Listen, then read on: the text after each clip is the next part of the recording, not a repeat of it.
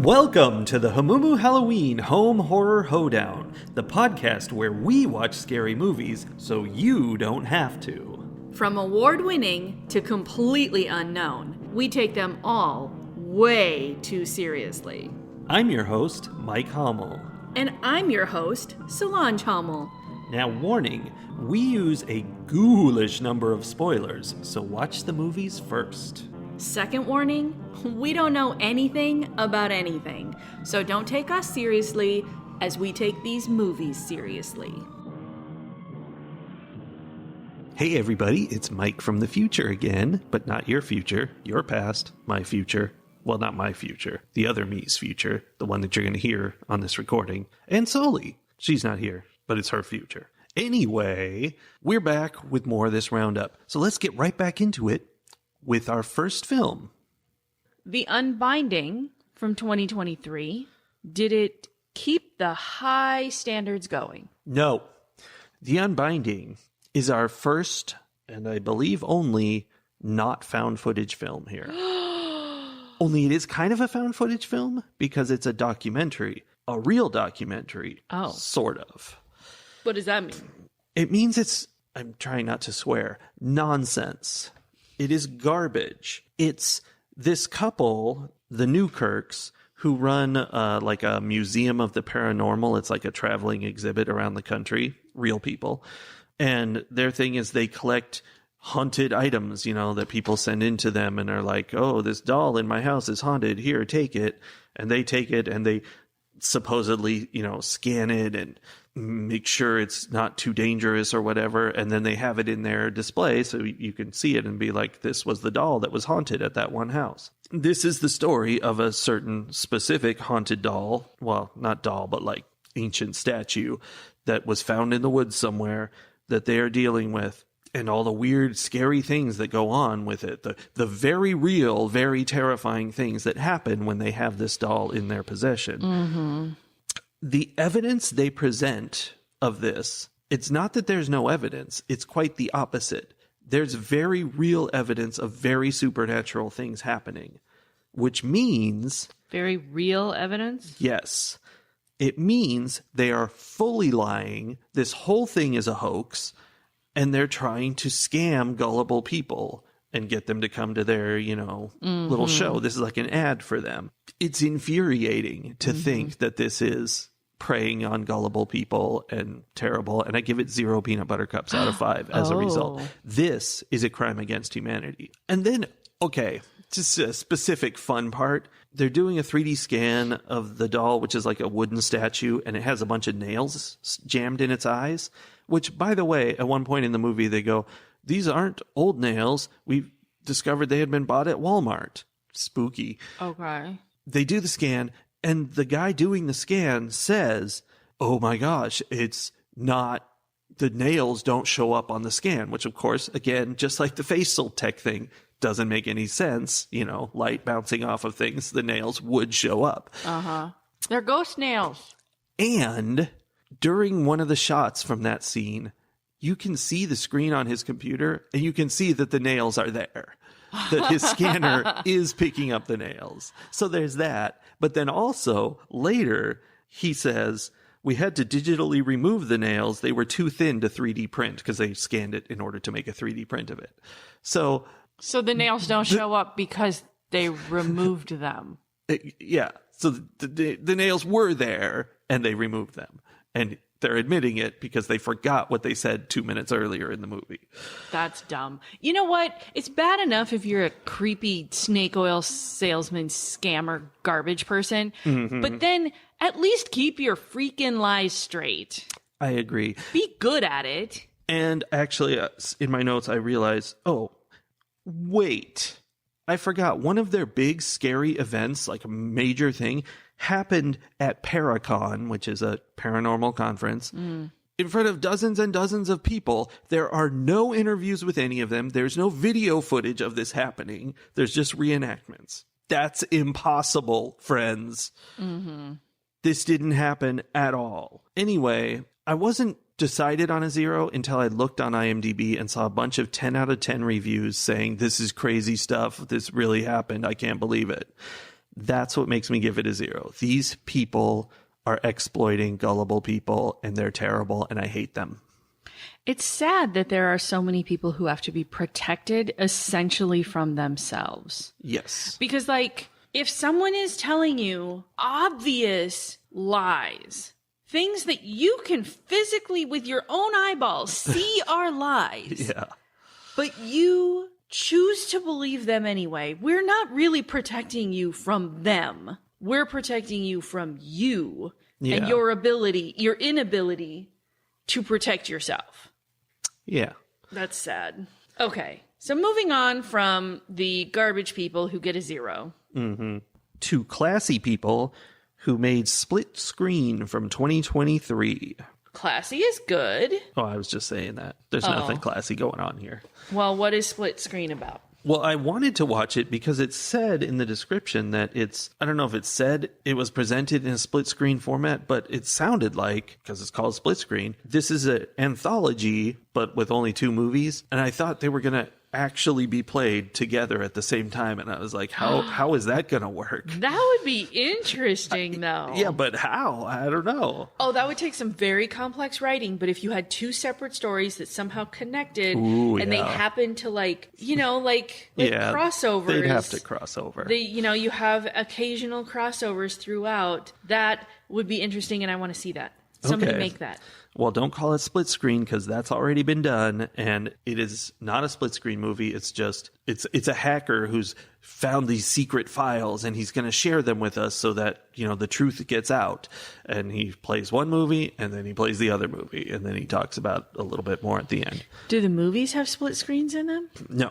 Okay. Movie number 1 is called Project Grays, and it is about aliens attacking people. Movie number 2 is a serial killer story, The Illinois Valley Murder Tapes. So what this is that they had made movies that were too short, and so they put them together into this movie. But they did it by finding a connecting thread that had nothing to do with either of the movies. Yeah, there is no connection. It's just these are both secret files that the government doesn't want us to see. And then they named it Split Screen. Yeah, I don't know why they named it Split Screen. I feel actively angry right now about that. More so than the people who were exploiting. Well, perhaps because I was angry about them, so I was like already there, but that's stupid and annoying. Okay. Yeah. In the Project Grays film, I have a big question about, in the background of one shot, there's a Let's Go Brandon sticker. Oh, no. And my question was that prop work to show us the character? Or did this director just film this in his own house and that's what's in there? Because it was pretty upsetting. Or was somebody being clever and getting that in there, product placement kind of nonsense? Yeah. Whatever. It was very concerning. This is about gray aliens that come and attack you, except they're just people in pajamas, and it's hilarious. So the end of this is the goofiest found footage ever because it's hard to describe, but it's like an action scene with guns and stuff. And you know how good found footage actors are. So delightful. They're not selling it. And there's a guy who shows up who's supposed to be tough, and he sounds so ridiculous. It's just the dumbest thing I've ever seen. So there's that. Oh, and the whole experience up to that it's effectively a haunted house. Like, this guy is running from room to room in his house, and aliens pop out. And they do it like a haunted house. Like, they pop out and kind of move towards him, and then he runs away, and he's fine. But it's in the contract that they're not allowed to actually touch him. It's very clear that they're not allowed to touch him, because if they were, they would definitely get him. Like, he'll look at one and then turn around, and it's as if it's gone forever. Anyway, the second thing is a serial killer thing. It's incredibly boring. It has a fun twist to it, which is executed terribly, like really badly. And so this is just all terrible. That's sad. Yeah, I enjoyed it. What is your score for this delightful anthology? Because it was fun to see their pajama-clad aliens, and because it contained a fun twist, I'm giving it a whopping 1.5 peanut butter cups out of 5. It was terrible. So next comes Ghost Webcam from 2023, and I feel like just from the title, yeah, I have some ideas, Yeah. but the title in the last one was very misleading. So, is this one actually about a ghost who has a webcam? Yeah, kind of. I think kind of. It's actually a little confusing what it's about, but that's the gist of it. And it's a guy who's under house arrest. So he wants to go on a date, but obviously can't leave his house. So he goes on a webcam date with this girl. And Does then she know he's under house arrest? they discuss it and he shows her his ankle. Ugh. It's kind of weird. I want to just highlight something that I've already mentioned several times. So this is like a standard of bad found footage. These people see someone potentially killed by a ghost in front of them. Mm-hmm. And, you know, they're like, oh no, what happened? And then within 30 seconds, they've gone to, so anyway, how's your case going? You know, talking to the house arrest guy about whether he's going to, you know, get out from house arrest and whatnot. And they just start discussing it. And I'm like, what? Do you think that also is part of the, like, growing up in the Zoom generation and growing up in this, like, online technology where you're so used to seeing things that happen in front of you that are horrific, but that aren't real? So then you become desensitized to it in a way? I don't know. I feel like it's just bad acting, but maybe. I mean, my question is, why do these people not understand how someone would react to someone being murdered in front of them? You'd think. I don't know. I mean, that's an interesting theory, a little social commentary. It's such the exact opposite of every 80s and 90s horror movie. Yeah, where they scream and fall down. Yes, everything that happens involves people having huge emotions that are way bigger and more out of control than they would be. And then now we've got these people who, like, don't have any emotions at all. It makes me think of the beginning of every Law and Order where, you know, they find the corpse and instead of going, oh my, there's a corpse here, that's really upsetting, they always scream and fall over. There's either a blood-curdling shriek or sometimes they even throw up.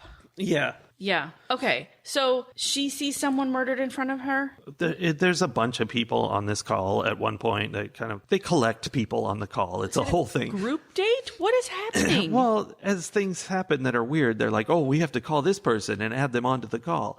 And at one point they talk to, like, the sheriff, I think it is, or somebody. And he's like, what's I think their system is called Call Connect or something. He's like, well, I don't even know what Call Connect is. And they're like, well, we got to get you on.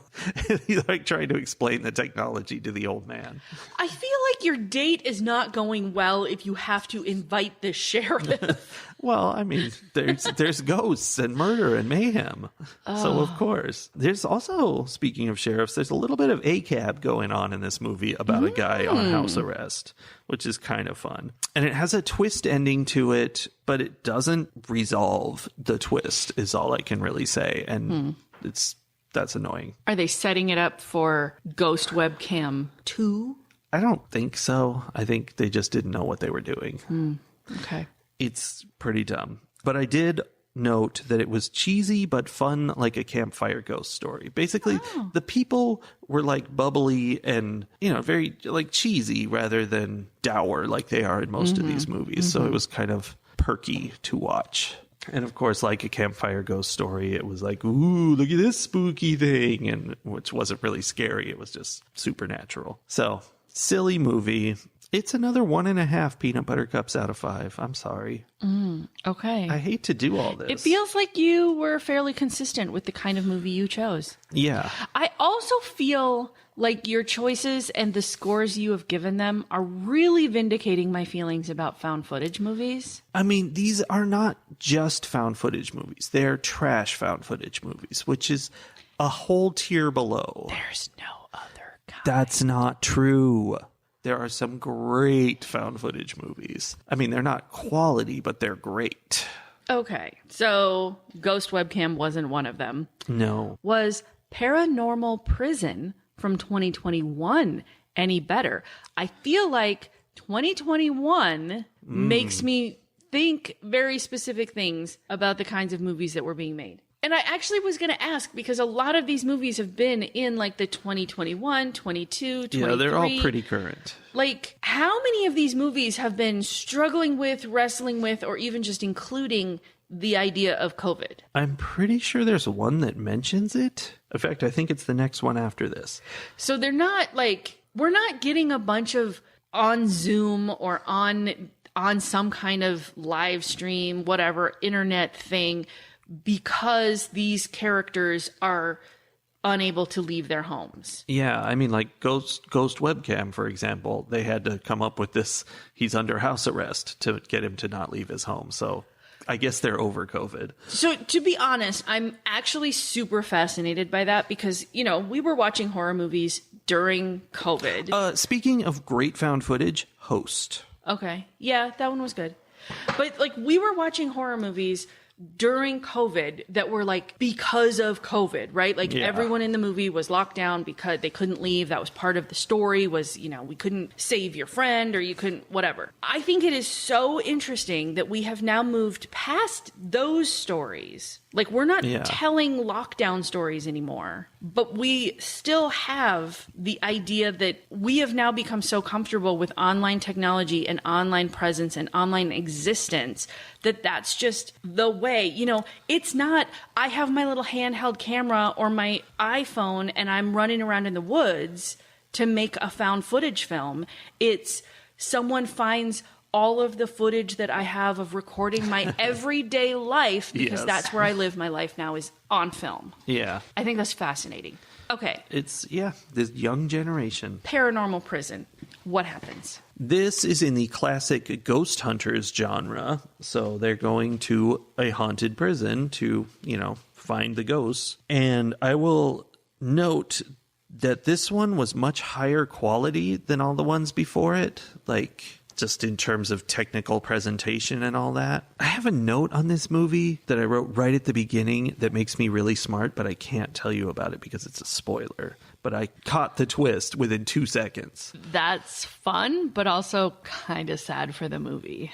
I mean, it's not a great movie. One of the things about it is these incredibly unnecessary flashbacks where like it would flash back to a conversation from 5 minutes before to make sure you don't misunderstand why something is happening. And it also contains these jump scares, which are, instead of like something actually jumping out, it's just you're looking at whatever, like a room in the prison, and they flash a photo of the ghost lady on top of the screen and make a noise.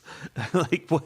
That's why? dumb. Why? I hate that. And it's implied that this is something actually happening. Like maybe it's like getting into their film footage or something. I don't know, but it just is what it is. I don't know. So this goes into my favorite genre in the world of there's a ghost and we have to figure out how to appease the ghost or what it wants and that kind of thing.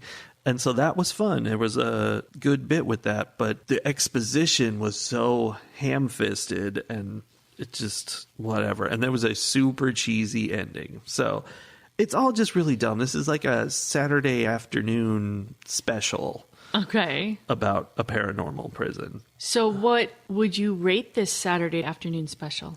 I think I would go all the way up to 2 peanut butter cups out of 5. Oh, really? Yeah. Interesting. I wasn't expecting that, actually.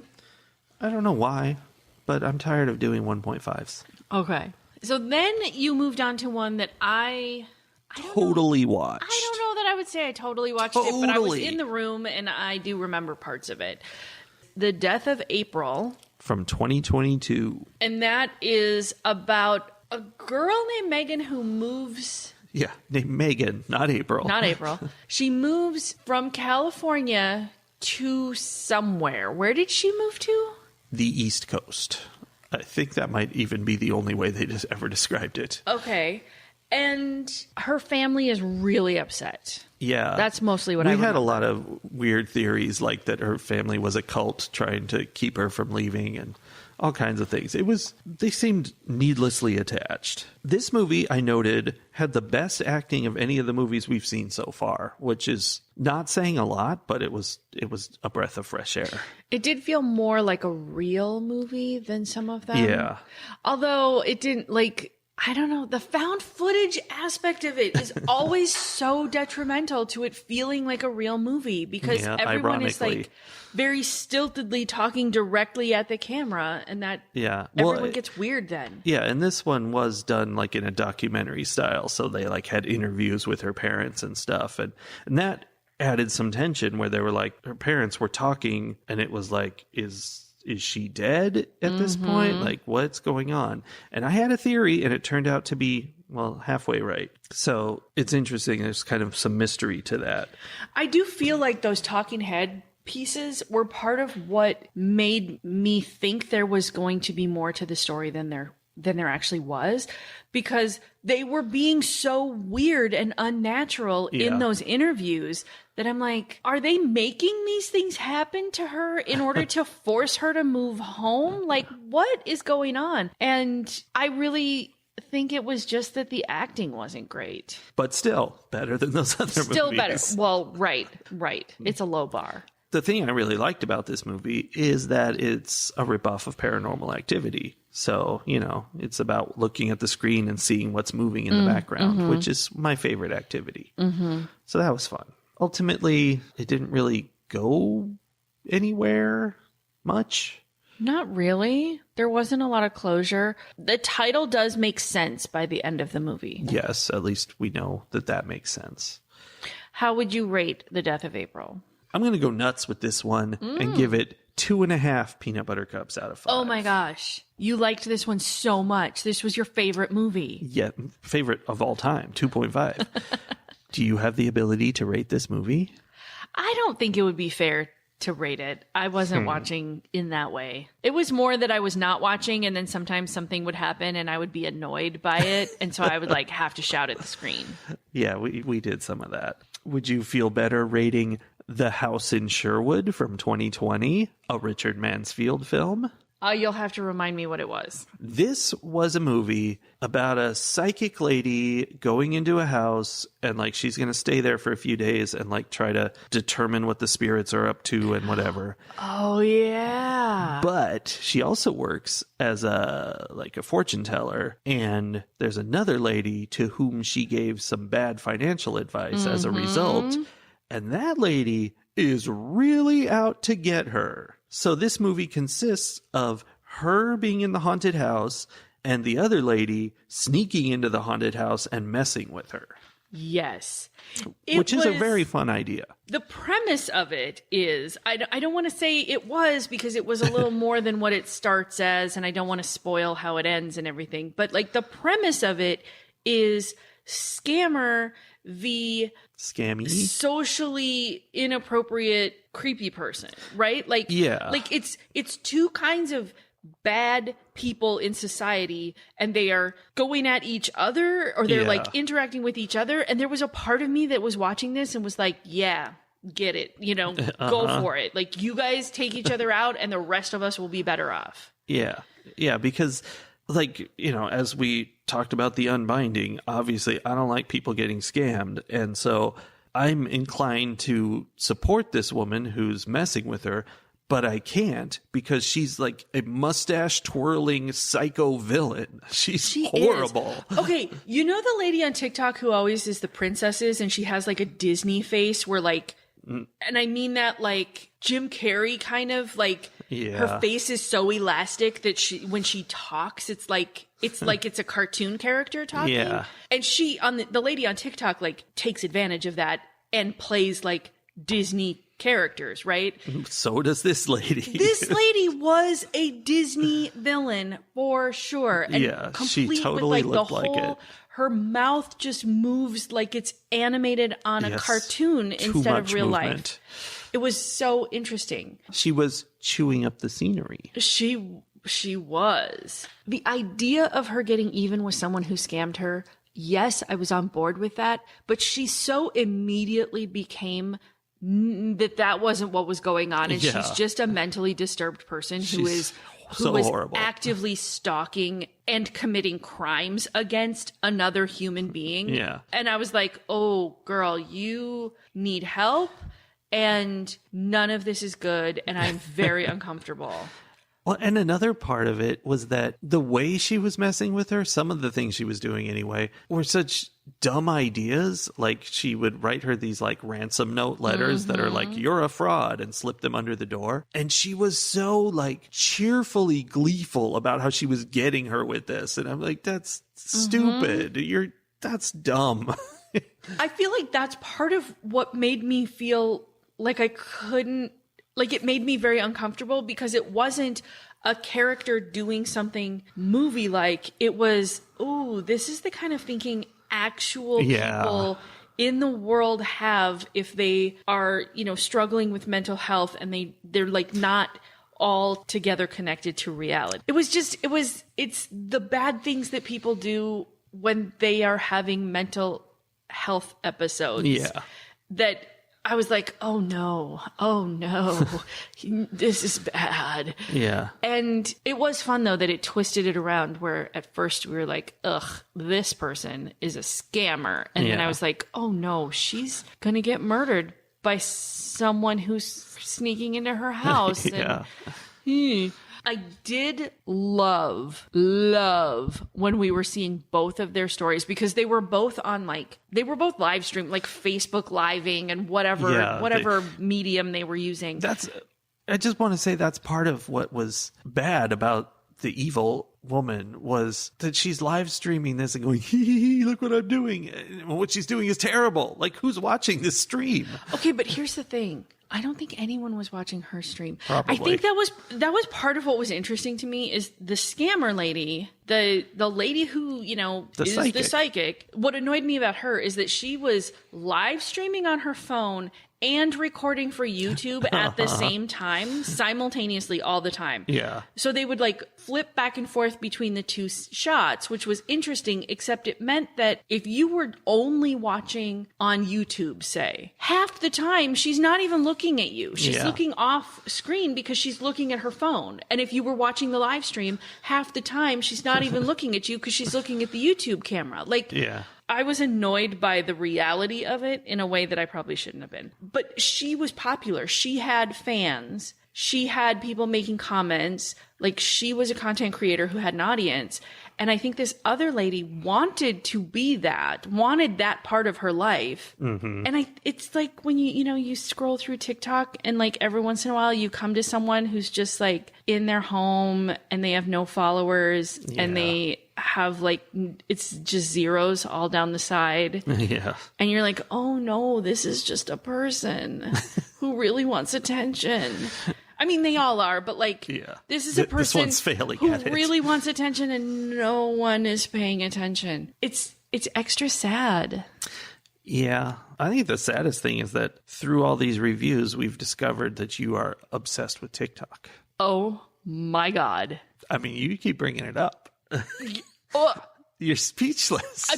I can't even with you right now. I didn't bring it up. I only watch TikTok because you send me TikTok videos. Yeah, but I have to send you the good ones. Ugh.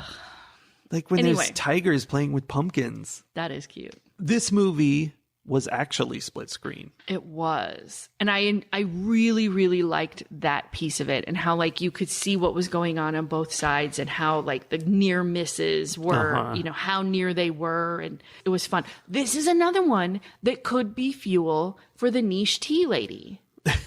Sure. She could, you could totally see at the end of this whole movie that then the niche tea lady, I should probably know her name, but that's all I know her as, that she does a rundown of it and then like is like, and so-and-so is dead and the other one is in prison and, you know, whatever, or, you know, found mentally incompetent. I'm saying this is beyond what the movie shows, but like that would be a fun ending. Yeah, that could be over the credits. That'd be fun. Mm-hmm. Because it's beef that these two YouTubers have. Yes. Which is definitely her area. So what are you scoring The House in Sherwood? The problem is 3 is like a real movie that's passable. But I do think this is better than The Death of April. This was kind of fun. I'll go ahead and give it 3 peanut butter cups out of 5. That's so interesting because I was also going to give it 3 out of 5. I felt like, you know what? It's really the split screen piece of it. And the fact that they twisted the characters in a way that made them not who you thought they were at the beginning. I actually enjoyed watching this movie. Yeah, I mean, it was fun. It gets kind of dumb and weird, but it's fun. I enjoyed it. Mm-hmm. So that brings us to the final horror film of this marathon. Aptly titled The Last Amityville Movie. From 2023. I wanted to wrap this up. I don't even know how I came across this, but when I was searching Tubi, I saw this. Wanted to wrap it up with the perfect finishing film. And The Last Amityville Movie is a movie by an actual YouTube movie critic. I don't know his name. I think his channel might be called Movie Timelines. I keep meaning to check it out, and I haven't. So he's finally making his own horror movie, that's kind of fun. And of course, it's found footage. And the premise, I like the premise because there are dozens and dozens of movies that have the word Amityville in their title based on the real quote unquote haunted house from the 70s, the Amityville house. Everybody wants to, take advantage of that name. And so they make just totally unrelated movies with the word Amityville in the title. And so the premise of this movie is that the actual Amityville house is cursed. And I can't go into detail about it because that's the plot of this movie. But basically, this is going to be the last Amityville movie in which he receives a cursed piece of the house, and now he's cursed. And he has to face all kinds of found footage, paranormal activity shenanigans, which is fun. And it's a comedy with a ton of inside baseball about these kind of found footage movies. And so it's just, it's a guy who does this kind of thing, having fun with the ideas. And what I like about it is that it's really clever. The plot actually makes sense and has a lot of elements that interact, and it comes together into a story, which doesn't even apply to the best of the previous ones, really. Like, this is well written. Like, this is a legitimate story. And it was just enjoyable and amusing. It's not only a legitimate story, it's clever. Yeah. In a few different ways that make it really fun and interesting to watch. It is bad in the sense that, it's like Bad Ben, where all the special effects are terrible. The special effects are really bad. But they're supposed to be. Exactly. It's done. It again is sort of like Bad Ben in the sense that I think the vibe was, we don't have the budget to make good special effects. So we're going to lean into the bad special effects and make that part of the fun. Yeah. Like, we're just going to make it ridiculous in that sense. And I really, that worked with this in the same way that it worked in some of those very early Bad Ben movies where you're like, This is insane, but he knows it's insane. And he's just like, you know what? I'm going to tell you this story. You have to pretend you're seeing the things that I'm pretending I'm seeing, and then we can all see the story. And it works sometimes. Yeah, I think it was very enjoyable. And it was ironic that this guy, the movie critic, is a better actor than almost everyone I saw in all 15 of these movies. And he's just doing dumb stuff, but he's doing it like a human being instead of a robot. And what also was fun was that he would use his knowledge of horror movies to argue with the demons infesting his house. And he'd be like, do you really think that the sound of a crying baby is going to make me come up there? I know there's not a baby up there, so it's just going to be scary. It's funny. I did like that so many of the things that would have sent someone else screaming out of the room in a traditional horror movie, he was like so jaded by them. He's like, ugh. He's like, oh, creepy hands. You're going to have to come into the room. I'm not getting out of bed. And then the head pops around the edge and he's like, oh, you took that seriously. Okay. Like, yes, the very sarcastic, dry humor approach to dealing with scary monsters was fun. Yes. This was just and relatable. Fun. It was a very silly movie and fun and enjoyable. Yes. I liked the dry humor part because sometimes you get that in characters, but it's because they don't believe what's happening. Yeah. And so they're like being sarcastic about it because they don't think anything is actually going to hurt them. And this guy was like, I know there's a demon in my house. I'm just going to be sassy at it, which was funny. I also liked, and I don't know who these other, like he has a group that he hangs out with. Yeah. And I think it's probably an actual group of people that he hangs out with as his real that's what I think too. This was a movie that was about COVID. He was hanging out with them, only it was COVID-2. It's a new plague that's starting this year. That was much worse than COVID-19. Yes. Yeah, so I think that this was a group of people he like really, these are his real online friends who he brought into the movie, and they all got to have their little moment of silliness. Yeah. And that also, it was endearing to me. And because it felt like it was tied into COVID, and I don't know if he actually, what year was it from? 2023. See, I don't know if he actually made it during COVID or if it was just like, I'm building this story based on my experiences in COVID. But it was very relatable, and it was very kind of endearing that it was that like homegrown, we're trying to maintain connection and relationships and whatever. And he's also dealing with his wife and daughter being away, and he can't join them and whatever, because of this plague thing. And that was all relatable real life scaries. Yeah. So I enjoyed it. How would you rate the last Amityville movie? I would also give this one 3 peanut butter cups out of 5.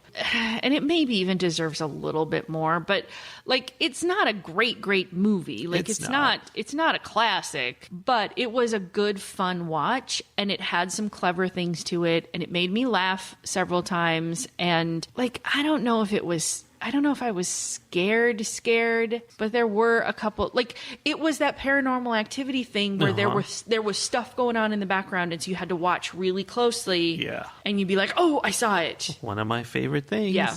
That's good fun. Which is why I will give it 3.5 peanut butter cups out of 5 as the greatest film of the entire collection. Yes. It was fun to end on a high note like that. Yeah, I did not expect it to be a high note, so I was glad to really have a fun wrap up. Yeah, I think that is part of the, like, what's really special about this movie is it looks like it's going to be terrible at the beginning. Yeah. And then it just keeps overachieving from what you would expect, which is great. Yeah. So that is a roundup of 15 films I watched during the week leading up to Halloween. I watched like 4 or 5 of them on Halloween. And if you want to watch this same collection of movies, or in the same order, or if any of them sound interesting to you, you can find them on Tubi for free. Yes. Everybody loves Tubi. Pay us money, Tubi. Or don't. I don't even care. Yeah, so we'll see you next week with more exciting films. We'll be back to normal, reviewing 1 movie at a time. 1 to 2. Bye, everybody.